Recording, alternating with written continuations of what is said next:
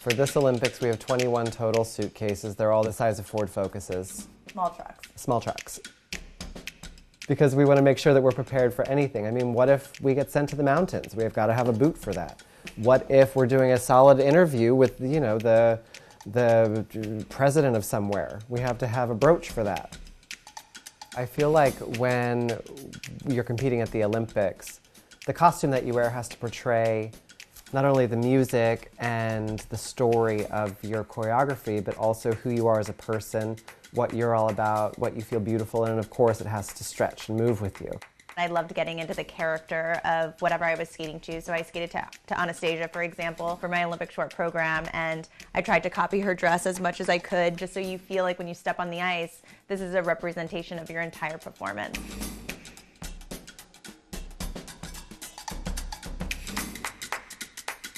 Probably at 13 and 14, I really didn't know what my style would be. It was mainly whatever I wanted to wear. When I was a teenager, my style was very pop princess. I was very into the Christina Aguileras and NSYNCs of the world. My style was definitely a work in progress. Yeah, mine was too. I feel like I'm thinking back to, remember when Uggs with like the jean skirt was in? Were you still a teenager for that? Yeah, I was. That wasn't our time. Yeah, you got to know your face and your body and your style and your vibe. And I rocked those bangs, and then I just like killed those full. bangs. And my mom cut them with the Conair curling iron. Remember Yep. where you used to just. Those were around the world bangs. Yep. I feel like I credit my parents to keeping me very grounded and down to earth, and never feeling like I should be anything but who I was. I grew up lower middle class in the middle of nowhere in Pennsylvania, and my parents were both very different from their families, and they always talked about the importance of being who you are, and if you are different, celebrating that and being as special as you can be.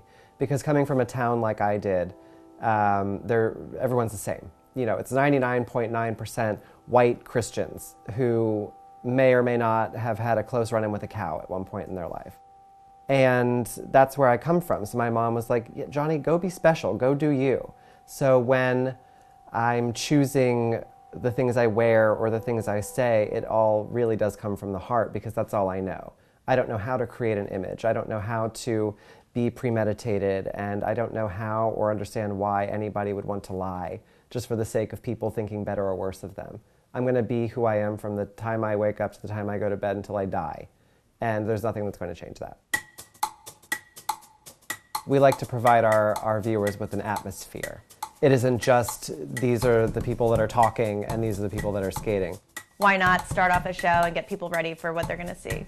We are Olympians, so every Olympic cycle we start training as soon as the Olympics are over. So as soon as we get the go-ahead and the okay that we're going to work in Beijing, we're going to be preparing.